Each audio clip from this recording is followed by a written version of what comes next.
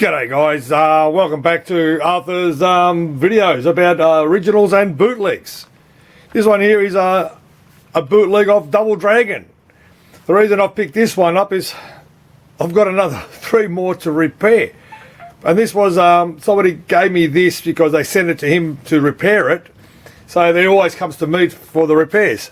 This one here, we're going to talk about track rot. Track rot is cancer to the boards. What happens is it's called bad storing. If you store it badly, moisture gets to it. This has not been touched. This is how I got it. Okay, have you ever a good look? You can still see the spider web, which I found the bug. What's wrong with this board? There's the bug. But if you have a good look at the tracks here, you can see it sort of really tarnishing there. It's like little tracks of bubbling up. That's called track rot. This board, I said to the person, I can't repair it. It's not worth the money for what the cost is. Like we said in my other 3 videos now. I said, how far do you go? So can you sort of see where it is? It's all track rotting around here with all the little dots there. All right. A lot of people are happy with what I've been explaining to some of these boards. What happens to them? Like I say, how far do you go with these? You know. So, as I said, it's out of Taiwan. It's a Taiwanese game. Bootleg. You can sort of see the corrosion, all the track rotting around here. The chips, they're still not bad. They haven't sort of tarnished in that. But this is what blows me away. This board must have been sitting like this somewhere on the ground, like this. But look at this. How great is that? There's nothing wrong with this board if you look at it over here. But I haven't cleaned this. Someone's already changed the EEPROM in this. I must have packed up a while back repair. But how clean is this board? This has not been touched. Okay, but have a look at it. Yep, that's what I call track rot. So what I suggest you guys to do, like I keep saying to you, either get some bags. These are anti-static bags. All right. Anti-static bags. Put your boards into some anti-static bags or bubble bags like I'll show you. It's on the ground. And get some of these silica gels. Make sure you don't eat them, okay? They're not pill popping. But the thing is, shove some of these in. They're cheap, find them anywhere. Put them in your bags, okay? Change them on a regular basis. Once a year, change them. By doing that, the moisture in your bag will be attractive. So that's why you buy, every time you buy electronic goods or something, you always get one of these bags in there. They're not putting them in there just for the hell of it. They're there to stop it from sweat, okay? So, yeah, have a look how bad this board is, okay? Now, have a look, another Double Dragon. Talking about Double Dragons. This one here, I cleaned this up with this special solution that I've got, which I've got, basically. Yeah, I've got a special solution. It took me years to find out what it is. It's not cheap, but it cleans the boards up nicely. Yeah, it was pretty shit. But it's been cleaned all up again. I'm going to get the glare out of it. Okay, with this board that I've got, remember talking about chip rot. So here's this chip rot. What happened to this guy here? Let me get around. See what happened? The leg, bit of moisture, water got onto it. And see the leg has sort of deteriorated. Basically, so it's chip rotted away. So this is it's fucked. You can't do shit with this, okay? But like in the main, you could download the ROMs and you could repair the missing ROM, which is gone. So this is a RAM chip out of there. I've pulled out the RAM chip from out of here. What happened to this guy I've noticed? It was a bit of surface rust on there. So I'm going to pull that out, put it through my tester that I've got, which tests really all the components that I've got except for processors. And I'll see if it's dud. If it's dud, I'll put a new one for the guy. Remember last time I was talking about chips I buy from the girl from China? I also buy from other companies. This one here, I got them today. These are from Element 14. These are some EEPROMs. These are one-time hits. These are 512s. So the 512 will go back into the Double Dragon. And for other 512, I've got some 128s. They're about $6 each. So there is other sources out there like Element 14, RS Components, DigiKey. Who else? Who else did I get out? It got me on the spot now. I can't think anymore.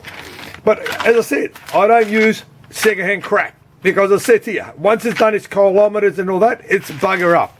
So yeah, this is like I said, I've been doing repairs for other people. Oh, some people do. Oh, do you do repairs for other people? I said, look, I only do it certain people and that because I know they pay me. But I always check out boards and say, hang on, man, It's not worth repairing it. It's too fucking gone, okay? I'll give you an example. Have a look at this guy, okay? This is a Konami board. Oh man, Konami? Seriously? Mate, the Konami boards are fucking shit. Oh, sorry, I can't use that word. They are crap. I don't know, they're on a budget who could make the smallest boards with the smallest tracks. Have a look how small the tracks are and the little veers. The veers are those little holes that go through the boards. Okay, have a look how small the tracks are. Now, do you understand why I have to use these? It's not because of too many Uncle Dougs. It's just because it's getting down to this crap now. I really hate it. This is one of my ones I bought out of another person. And now, what happened with this was, the audio section was again, I don't know, it was bad. It had, I don't know what it was, bad handling again, or bad storage.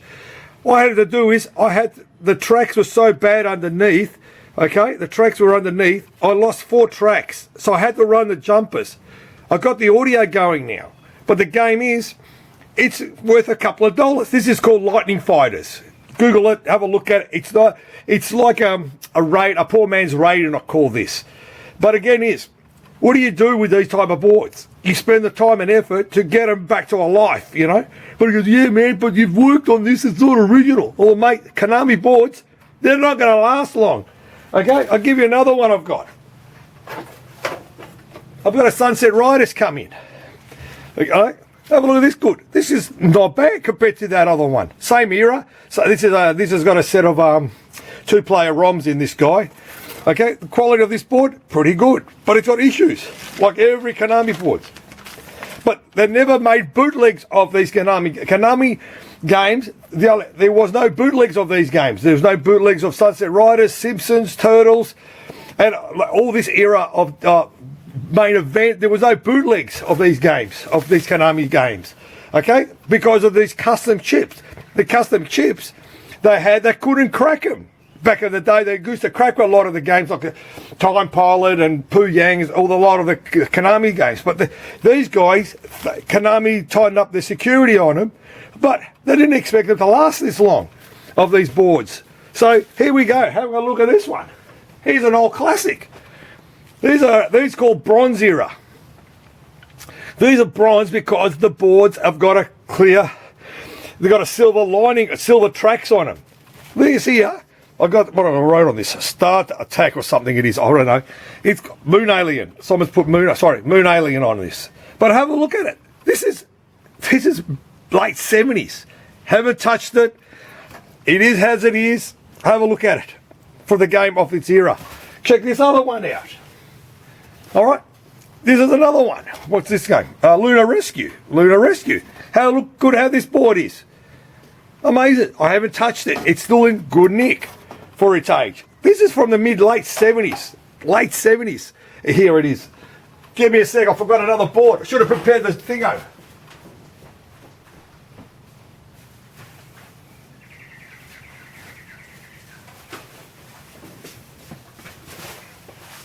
Should be like the cooking show, you have to have the ingredients ready. All right, have a look at this guy. This is a Cruising USA board. I got it from a guy from Queensland, sent it to me.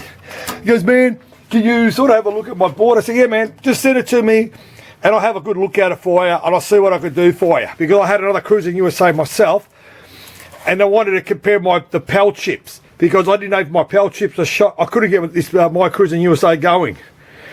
So I got his board in. You could see all the EEPROMs that I had to change. They were the legs. Let me get my little bucket out. What happened is all the legs have gone tarnishing. They're dropping out because of the corrosion. Because Queensland's got so much moisture, humidity, and all this shit. This is what happens to the chips. You know, this is what happens to them. See how it happens to the legs? So you think, oh yeah man, I've got an original board there, I want to save it, won't get damaged in that. Forget it, mate. It's going to die. If you don't store them properly, like I said to you, go and get some of this shit. I'm not promoting it. I'm just telling you to save your boards because this is what's going to happen with this. Now have a look at the bloody, have a look at the tracks on this. I've cleaned it with my solution. This was bad. That Double Dragon, This is good. Have a look at this. So I fixed most of the bugs, got it going. Another problem came up. I said, oh, for fucks. And I said to the guy, listen, I'll sell you my one, I'll keep yours as parts, and we did a trading job. So he was happy, I'm happy, and life moves on. But again, we're going to go, well, what do you spend all the time on the board? Again, what do you spend on a board to get going, people? That's why I don't do repairs for other people. I would have a look at it for you, tell you if it's worth spending the money on it. If it's not worth it, you've just got to say, I can't fix it. It's not worth it. Because the time you put into it, it doesn't pay. Okay? I'll give you another one that I copped the other day.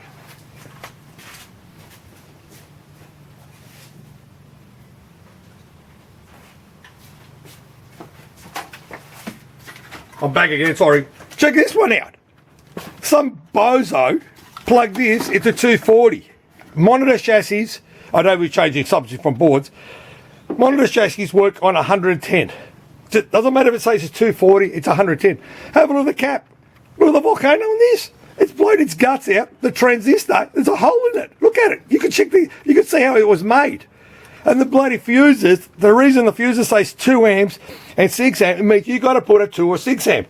What this had? That had a 6 and 7.5. Mate, they're not even close. You know, so I said to the guy who gave me this, which is the same as the guy with the double dragon, I said, mate, it's not worth repairing. It's going to cost you about $30 for the parts and my time. Just go buy another China. It's a Chinese cheap shit fucking chassis. Okay? And I said, mate, it's clean. Okay? I haven't done anything with this. This is how it is. But they plugged it into 240. That's a 110 type plug. So anyone, that's 110. The capacitor says, if you have a good look on the side on the capacitor, oh, whatever it is, it says on the capacitor 200. 200. Mate, it doesn't say 240. Yeah, blowing it up. So this is again what I'm saying to you. You know, how far do you go repairing boards? You know, and a lot of people are happy with what I'm explaining to them. If you have any comments, just shoot it. Basically, I was going to do another video about something else, but I can't find that one board I'm trying to find. So I decided to talk about track rot. So this is what happens is because of mishandling boards of what they are, you know. Put them, save them, and they will last for you. Have a look. Like I said to you, have a look at these guys. I haven't had to worry about these at all. They got a bit of surface tarnish on there, but look at it. From the late 70s, still going. These shits, look at them. They're crap. They really are crap. But it's everybody's original. Yeah, it's original Simpsons, you know. So yeah, that's one thing. And I dug up some magazines again because everyone was happy with those old magazines. These are these magazines came out of these are the UK version. I think they still publish them. They got, what year was this? 2007. Have a look how thin it became. It really, at the end, it started getting really thin with the advertising, the promotions. This was 2007. Sorry, 2007 it was. But the promotion, this is basically what they were talking about, you know. 2000 out of the UK. Yeah, 2000. You know, they're mainly surviving on advertising. If you Google them, you'll probably find some articles out there, basically, you know. Yeah, so this is what the UK stuff was mainly coming out of. You know, this is the UK magazine. There's another one. Oh, here's the other one. All right, this one's a bit more fatter. What year was this one? Again, another 2007. Again, you know. Again, this is how we were getting our information, what's going around the world, ideas, basically, you know.